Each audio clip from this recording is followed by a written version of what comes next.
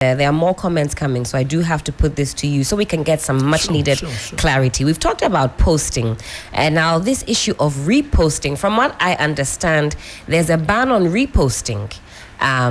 So that it's a situation where you get posted to a specific area and personnel will decline to go to that area, will seek to go somewhere else. This is something you've put a stop to. I recall just a few moments ago you talked about, you said, is it 70%? Yes. Of persons got their first choice. So let's unpack that, and then we'll talk about special postings also. You know, if before you register to do your national service, if you had any condition, say if you're married, we're obliged to post you to where your husband is or your home.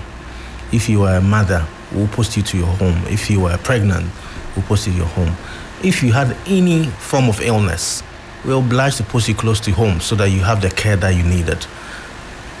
Indeed, if you have any condition at all that prevents you from going anywhere in the country, we will oblige and post you to home. But after that, it becomes a problem. Now they are what we call posting contractors on university campuses and everywhere, taking money from individuals and promising them that they are going to post them to places which is better than the others and everything. Are these personnel, are these people within the National Service Authority? Well, I'm sure in the past they've had collaborators in the National Service Authority, like the schemes office and all that. Now the thing is that everybody know who I am, my style of leadership and all that. So I've not even had to tell people that, you know what, don't do it. But since we posted the 13,700, nothing has happened. We're going to look, and as it happens every year, they are going to be, there's going to be a review and then see where we can make some changes which are very critical. But largely, we want people posted to where they are posted to go and do their service. But if there are any peculiarities, you can certainly... So there's a comment here on our socials. Kweku Bright says, please, my sister is a lactating mother, but she's been posted to a far place. What can be done about it? Should we go to the regional office or should we head to the national office? There was, you know, when you are filling the form, there's a place. If you're pregnant, you could add either your antenatal card, or if you're married, your marriage certificate and all those things. If you fail to do that, clearly you know there's going to be a challenge, right? So, I mean, for those people, I think that the lines are there for them to reach out to us. And if you show the evidence, we will rectify the challenge. But every year these things happen. Give ourselves about a month and everything will stabilize. I do not have any malicious intent to post anybody to a place where they'll face hardship and all that. But as you've heard me speak in the last few minutes, I want people to experience Ghana and love it, and out of which there might be such a wonderful opportunity for them. I'm also seeing a lot of comments regarding PINs. Some personnel saying that they haven't received their PIN codes up until now. Is that a problem that you are currently aware of? We establish now several rigorous forms of reforms and all that. And there are different ways that we have had to check this cancer of ghost names. And so if you're coming from a college of education where its accreditation with the Ghana Tertiary Education Commission has expired, we will not admit you to do national service. And that quickly saw all the schools going back to GTech. And over 20 of them had expired accreditation. So they had to go back and do it. That delayed the pins of some of them. Now I can see that at least 40 colleges of education have the accreditation and then their pins have been released. If you were writing to me and there's a mismatch between the figure 40 and then the word 40. So you said in figure you wrote 40, but when it came to the word, you wrote 41. I'm going to decline that letter and ask that you rewrite the letter and confirm the actual figure. I have suspicion about the numbers of teachers that we are currently working on. As I speak to you now, we are back at GTech so that we get the accurate number of service persons that the government has been paying allowances to in the colleges of education so that we can be sure that all the 21,000 or so people we are posting this year are actually colleges of education graduates. So we are leaving no stone unturned. I see. Is that the special posting then? No, the special posting is just fraud. People coming to you and say that, oh, if you give me 300 Ghana cedis, I will give you where you want to be posted to. And in collision with somebody at the National Service, they send you to somewhere that you're likely you maybe otherwise wouldn't have been posted to. And that has caused a redundancy in Accra, because Ghana Airport Company asks for 115 people and we end up sending them 300 people. How is that national service? And is that under the guise of special because posting? Because everybody wants to go to Ghana airports.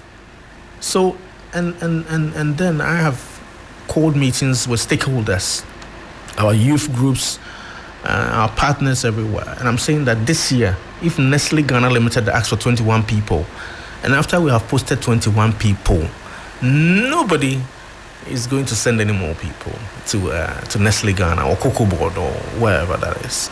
Because it's also a mark of indiscipline that GCB asks us for 700 people and we end up sending them 1,200. You know, you devalue the experience that the 700 people were going to have. So let's be disciplined. Let's get this thing done. If you have any issues before the posting of national service, bring it up and I will personally make sure it is done. Now, the people who are going to finish school this year are already in their final year. We know already. It's not going to be a surprise that these people will finish their courses this year. We've known for 4 years that we're going to finish in 2025. So none of that disparity in those who finished and those who are posted, you say the numbers will correspond? Of course. It has to. And Mr. Gyamfi, to be clear then, you say now reposting, special posting, extinct. We are done with it. We are done with it. And I'm not going to spend a lot of energy saying it. I think that even in my silence, you know it is done. You know, when we post you and you have special considerations and all that, we are obliged morally, ethically, to make sure that we send you to where you're supposed to go. If there are very peculiar challenges to help you, we will. And as we've sat down a lot more, you know, what is going to happen is that we're going to send our persons to the private sector, a lot of them, and rightly so that they learn the right skills, they get a good experience, so that getting a job after school is easier, and they could also become young entrepreneurs, the future businessmen. So I have said that every business in Ghana where people in their old ages are doing, national service people must be sent there. If your church, why can't your church hire one estate management graduates? So churches, schools, everybody must come to national service and hire service person and engage them. Of course, it's cheaper. They are hardworking. They get to work very early. They're excited to get work done. And that's what I'm looking forward to. This is not something that National Service Authority is going to do alone. This is something that all Ghanaians must do, so that we give young people the right experience to build disciplined youth, to build a good workforce that get up to work. Absolutely. Now, this will be our final thing on postings, and then we can move on, talk about ghost names, and then finalize the conversation. You mentioned that if there are special circumstances, the authority has no qualms about looking into it and making rectifications. Because gathering from the comments that I'm seeing, it's a case of personnel realizing some of the challenges after they have been posted. For example, this comment here says, please consider reposting because Upper Dintra West is very expensive, especially the cost of living. Also with the accommodation, okay, that's been addressed. Are you going to pay for rent? Please consider reposting. So these instances are ones where personnel have been... Upper Dintra West is not one town. Upper Dintra West, I think, is that there, so... It's a mining town, I am sorry. So I think there are challenges there, like I mentioned, but those are peculiar. And then, but largely, if you looked in town a bit, I'm sure you find a very good accommodation to rent. So it's not a problem. So is it the case then you've been posted, you reach your destination, and you realize the conditions are not favorable? Mr. Gyamfi, are you saying that it's just, well, too bad, tough? Oh, no.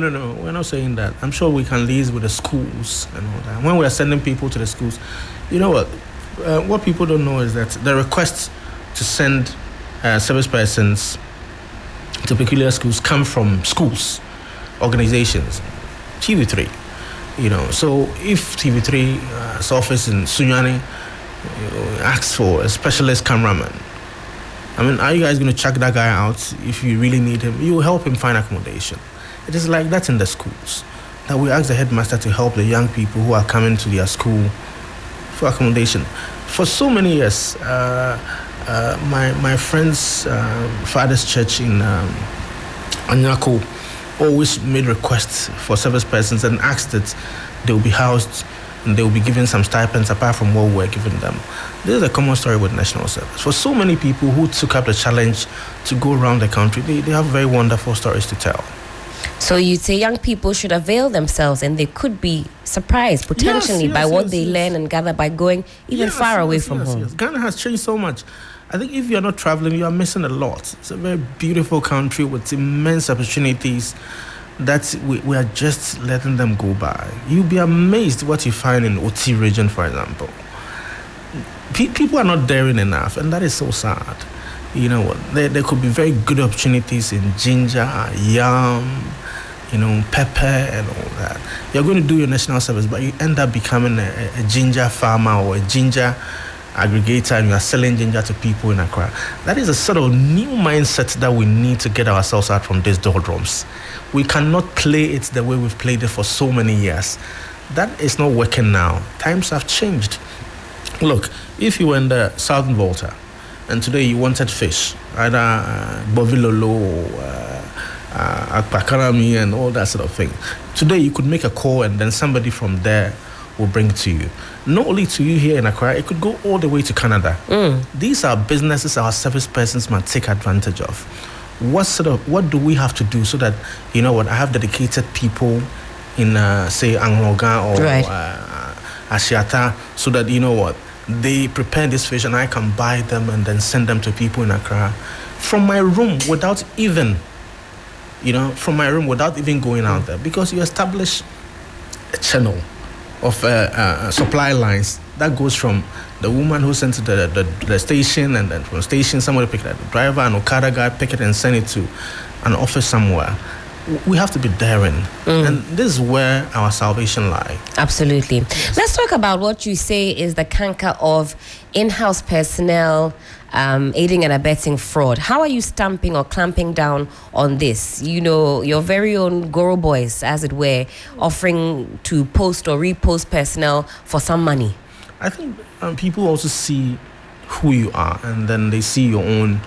Look, between you and I, when I ask them to do the postings, I've not asked them anything, what has happened or anything. I just asked them, we have to bring this posting out.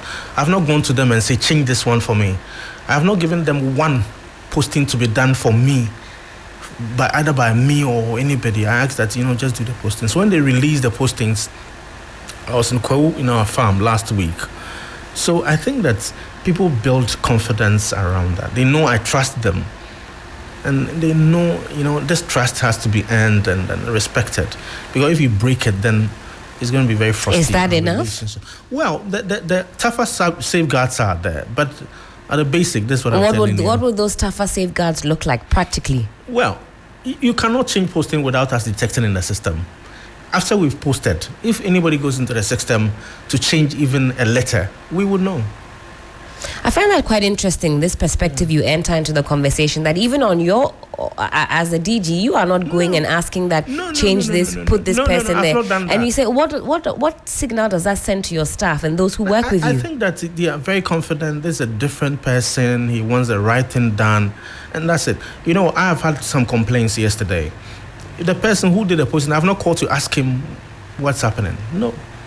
I'm going to go back to him and say, let's sit down. What are the challenges that we have to do? And I'll bring everybody on the table so that it is transparent, it is clear that we are working together. We have to solve these challenges together. Of course, national service is one of the places that we are lowest paid. So people can say that is a reason why, often than not, these corrupt acts go on. But I have assured them that if we send the people to the private sector and we are earning so much money and we have reduced government's commitment in terms of allowance to national service, I'll go back to the president and say, Mr. President, see what we have done within a year. Please help the national service staff and increase their salaries to the level of some of the public agencies that are also earning so well. And it's something that they have bought into, that we could on our own raise money to buy our own cars, furnish our offices, train our people in new areas that conforms to modern working areas, and then also set up digital centers where we can do work differently. And I'm sure they are looking forward to that. Absolutely. Let's go back to the issue